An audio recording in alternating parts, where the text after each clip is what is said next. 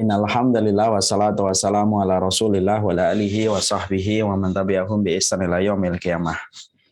Apa bedanya mengejar cintanya Khalik dan cintanya makhluk? Sama-sama cinta. Tentunya Allah memiliki cinta, manusia juga memiliki cinta. Tentunya cintanya Allah itu yaliku bijalalihi wa adhamatihi wa kamalihi. Cintanya Allah itu tentunya tidak sama dengan cintanya makhluk.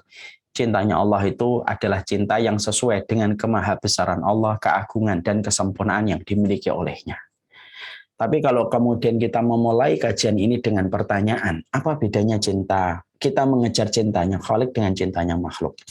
Ternyata walaupun sama-sama cinta, ketika disandarkan kepada objek yang berbeda, tentunya berbeda. Cintanya makhluk itu tidak akan bisa didapatkan secara sempurna, secara keseluruhan. Tidak mungkin. Bisa nggak kita mendapatkan cinta dari seluruh manusia, timur ke barat, utara ke selatan? Nggak bisa. Nggak bisa. Kita dicintai satu kelompok manusia, kita dibenci kelompok manusia yang lainnya. Itulah fitrah yang kita dapati kalau kita mengejar cintanya makhluk. Makanya kalau ada orang tidak pernah mengenal iman, ataupun dia sudah mengenal iman, tetapi dia tidak pernah berkomitmen untuk membenarkan imannya, dia ngejar cintanya makhluk. Cintanya makhluk itu tidak bisa dikejar. Cintanya makhluk itu tidak bisa didapatkan secara maksimal, karena sesungguhnya memang kata Imam Syafi'i, ghayatul nasi la tudrak. Kamu itu kalau mencari cintanya manusia itu tidak akan kamu dapatkan secara keseluruhan. Allah saja tidak dicintai setiap makhluknya, padahal Allah yang mengalirkan kenikmatan, memberikan kebaikan tanpa putus. Itu pun tidak dicintai oleh setiap makhluk yang Ia ciptakan, dan Allah sediakan semua yang Dia butuhkan pada kehidupan. Itu Allah yang maha sempurna, apalagi kita yang selalu pasti membawa identik dengan kekurangan. Mengejar cintanya Khalik itu sebenarnya lebih mudah daripada mengejar cintanya makhluk. Karena cintanya makhluk itu mustahil kita dapatkan dari seluruh manusia, mengejar cintanya Allah itu tidak mustahil. Itu yang pertama. Yang kedua, yang kemudian tentunya kita harus pahami adalah perbedaan antara cintanya Khalik dengan cintanya makhluk itu adalah sesungguhnya cintanya makhluk itu tidak bisa didefinisikan. Kalau kita ingin ngejarin cintanya makhluk tidak bisa didefinisikan. Karena definisi untuk mencari cinta itu relatif. Beda dengan kita mengejar cintanya Khalik. Cintanya Khalik itu kemudian ada polanya. Kita kemudian mengkaji, kita mentadaburi setiap ayat-ayat yang Allah turunkan yang mewakili kalam-kalamnya Allah, firman-firmannya Allah. Lalu kita mengkaji sunnah-sunnah yang disampaikan oleh Rasulullah dan apa yang dijelaskan oleh para sahabat ketika memahami hadis dan ayat yang disampaikan Rasulullah, kita akan sampai kepada cinta dan ridhanya Allah. Cintanya Khalik, ada cintanya makhluk.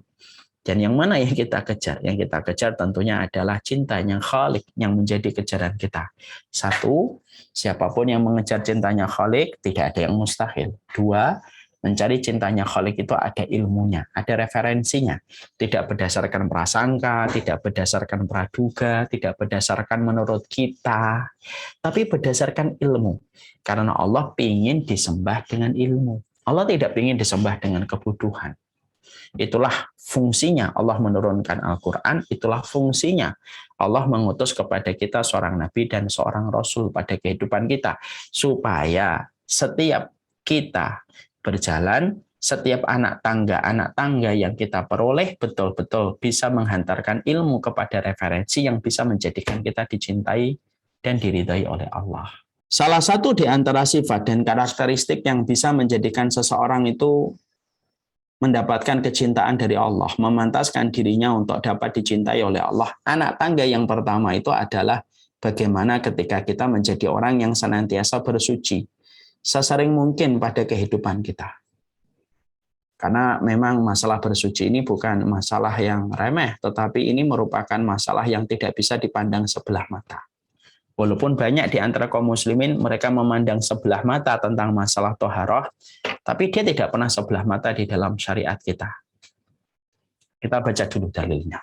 Surat Al-Baqarah 222. Allah menyampaikan kepada kita, innallaha yuhibbut tawwabina wa yuhibbul mutatahhirin. Sesungguhnya Allah itu mencintai orang yang bertobat dan Allah mencintai orang yang mensucikan dirinya. Di sini Allah kemudian menunjukkan dalil bahwasanya Allah itu memiliki rasa cinta. Innallaha yuhibbu, mencintai. Ada dua sifat yang dijelaskan oleh Allah, yaitu adalah yuhibbut tawabina wa yuhibbul mutatahhirin.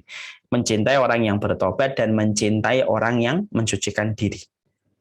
Ternyata saking besarnya arti dan kedudukan bersuci, yang mungkin sebagian orang menganggapnya remeh, ternyata dia itu besar. Sampai Allah itu sejajarkan antara orang yang bertaubat dengan seluruh perjuangan dia dan pengorbanan dia untuk meninggalkan lingkaran dosa yang selalu menarik dia supaya kembali kepada dosa itu. Kalau dia bertobat, dia dicintai oleh Allah. Perjuangan orang yang bertobat ini sama dengan orang yang bersuci ketika Allah mendudukkan dua sifat ini dalam satu tempat yang sama. Surat Al-Baqarah 222. Innallaha yuhibbut tawwabina wa yuhibbul mutatahhirin. Allah mencintai orang yang bertaubat dan Allah mencintai orang yang mensucikan dirinya. Bersuci itu bukan hanya sekedar wudhu, tapi bersuci itu ada makna yang lebih panjang dan lebih dalam daripada sekedar berwudhu. Tapi menjadikan seseorang itu bisa untuk dicintai oleh Allah itu ya dari bersuci. Dalam riwayat Imam Ahmad, dalam kitab Minhajul Qasidin. Dalam riwayat ini, yang sahih dalam kitab Ibnu Qudamah, Mukhtasar Minhajul Qasidin, itu menyampaikan kepada kita, kalau ternyata kita tidur saja, Allah bedakan mana yang suci dan mana yang tidak bersuci. Ketika tidur, padahal dalam kondisi tidak sadar, ternyata Allah istimewakan orang yang mereka tidurnya dalam kondisi bersuci, dan Allah bedakan dengan mereka yang tidur yang tidak bersuci. Apalagi ketika kita terjaga. Apalagi ketika kita terjaga dalam kondisi suci. Wong tidurmu saja ketika kamu suci aja Allah bedakan antara orang yang bersuci dengan orang yang tidak bersuci. Allah dekatkan kepada Allah orang-orang yang bersuci itu ketika Allah cabut ruh mereka ketika mereka tidur itu, dan mereka diperintahkan sujud, dan sujudnya paling dekat dengan Allah, dan orang yang tidak bersuci sujudnya paling jauh dari Allah kalau dia seorang mukmin, dan itu dibedakan dengan masalah bersuci. Kenapa pembahasan kita masalah toharoh, Ustaz? Loh, emang kenapa dengan toharoh? Ini kan zaman sudah berbagai macam fitnah, Ustaz. Kenapa masih bahas toharoh? Loh, pembahasan toharoh itu termasuk pembahasan syariat, akhi. Pembahasan toharoh juga merupakan bagian dari sebuah kebenaran. Dan banyak orang yang mereka itu menganggap enteng tentang masalah toharoh ketika mereka tidak paham betapa besarnya masalah toharoh dan berapa banyak orang yang meremehkan toharoh, tapi justru mereka juga tidak paham tentang toharoh dan bagaimana kedudukan toharoh. Padahal di antara komitmen kita untuk mendapatkan cintanya Allah, kalau ingin menjadi walinya Allah, maka hendaklah kamu itu memperhatikan bagaimana toharohmu, kesucianmu. Karena kesucian itu akan mempengaruhi bagaimana kedudukan kita di sisi Allah. Ternyata Bilal tidak menyebutkan amalan adzannya. Bilal tidak menyebutkan amalan ketika menjadi budak pertama kali yang masuk Islam. Bilal tidak menyebutkan amalannya ketika ditindih batu. Tapi justru Bilal itu menyebutkan di amalannya di hadapan Rasulullah dan menjadi ilmu serta inspirasi buat kita. Ternyata Bilal itu justru menyebutkan amalan yang tampaknya remeh bagi sebagian orang. Tapi dia tidak pernah remeh di hadapan Allah. Tidaklah dia melewati siang dan malam berhadas kecuali dia langsung berwudu dan menjaga kesuciannya setiap waktu. Dan itulah yang menjadikan Bilal itu terdengar terompahnya di surga. Setiap wudunya dibawa untuk sholat. 2 rakaat, sholat akibal wudu. Sholat setelah wudu 2 rakaat. Coba kalau kita pikir-pikir secara logika ya, walaupun syariat tidak boleh dipikir logika. Kita pikir secara logika supaya kita menemukan kebenaran. Orang kalau mau mati, kenapa sih harus dimandikan? Kemudian di dalam proses memandikan mayat itu kita kemudian mewudui dia. Padahal kalau kita pikirkan sebentar lagi ketemu dengan lubang tanah. Nanti kena tanah juga kotor lagi. Ini menunjukkan kepada kita bahwasanya masalah toharoh itu masalah besar. Sampai orang yang mati sekalipun, walaupun secara logika dan penampakan, dia itu akan bertemu dengan gundukan tanah yang kotor. Lagi di dalamnya ada ulat yang bisa menguraikan dagingnya. Tetap sebelum mati, sebelum dikuburkan, dan sebelum diberikan kain kafan, kemudian dimandikan dulu. Untuk menunjukkan arti sebuah toharoh itu penting. Makanya kemudian sampai kita dapati, Bapak dan Ibu mungkin tahu ya, ada kisah Handolah, mungkin pernah dengar kisah Handolah yang mendapatkan lakob. Lakob itu Ghosilul Malaikah. Dia disebut dengan Ghosilul Malaikah, yaitu orang yang dimandikan malaikat. Gimana kisahnya sampai dia disebut dengan Handolah itu Ghosilul Malaikah? Yaitu adalah ketika Handolah radhiyallahu anhu habis berjima, kemudian mencampuri istrinya, kemudian ada panggilan jihad. Belum sempat dia mandi. Karena degup jantungnya dipanggil oleh Rasulullah dalam panggilan jihad, maka dia lupa kalau dia masih junub. Dia langsung lari untuk menemui panggilan Rasulullah yang sedang membariskan barisan para mujahid dari para sahabat Nabi. Handolah ikut, tapi junub. Yang mengetahuinya Allah dan istrinya. Yang lain tidak ada yang tahu kalau Handolah itu junub. Kan junub tidak bisa diciri. Setelah kemudian diadakan peperangan, kemudian Handolah meninggal dunia.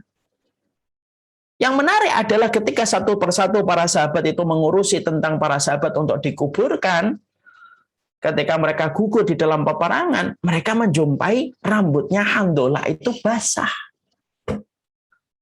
Sebagaimana orang mandi. Maka kemudian para sahabat ketika mendapati Handolah itu dalam kondisi basah gitu rambutnya gitu, mereka tidak ngerti kenapa ini Handolah ini kemudian basah rambutnya gitu. Lalu kemudian Rasulullah SAW ketika pada saat itu Rasulullah diberitahu malaikat. Lalu kemudian Rasulullah menunjuk ke langit. Iya, sahabatmu Handolah ini sedang dimandikan ribuan malaikat di atas langit. Karena dia junub, telah mencampuri istrinya, belum sempat untuk mandi, sudah bergabung dengan kita. Lalu dia menjemput syahidnya.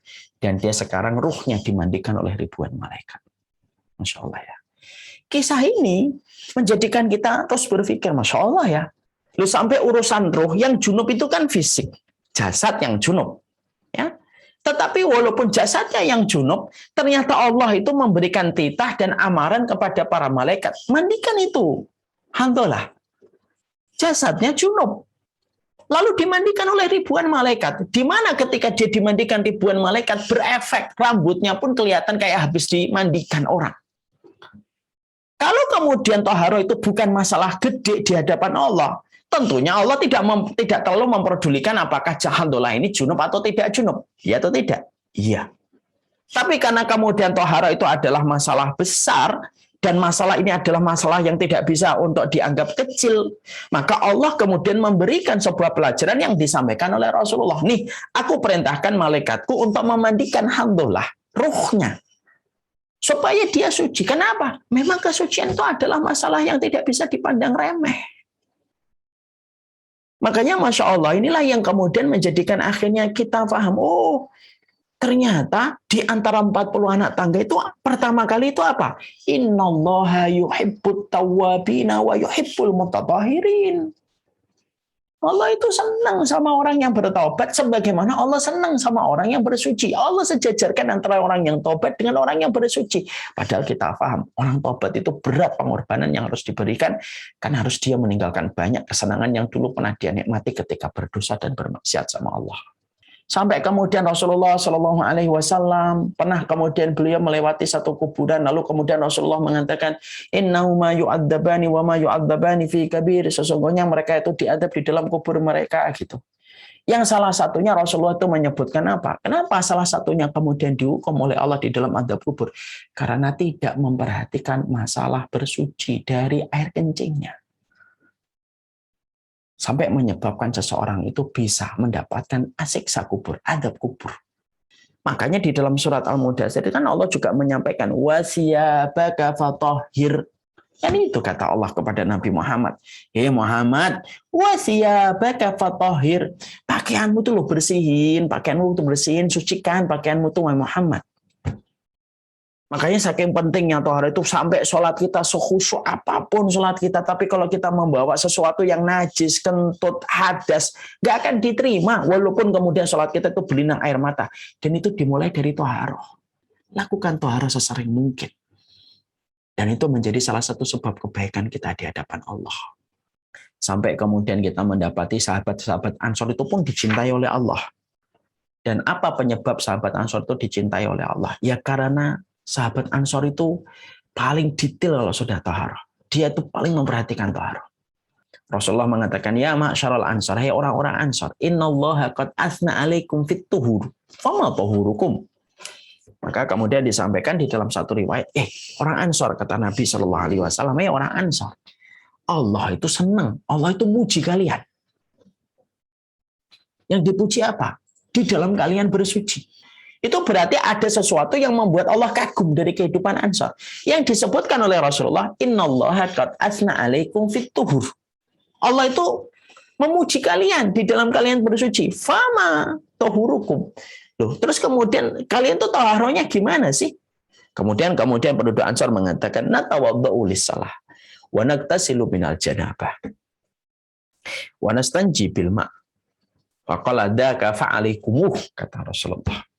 Maka kemudian orang Ansor ketika didapatkan sebuah kabar gembira yang semacam itu, maka orang-orang Ansor kemudian berkata, ya Rasulullah, salah, kami ini selalu wudu di dalam salat kami. Wa naktasilu minal janabah, kami selalu memperhatikan ketika kami junub selalu mandi.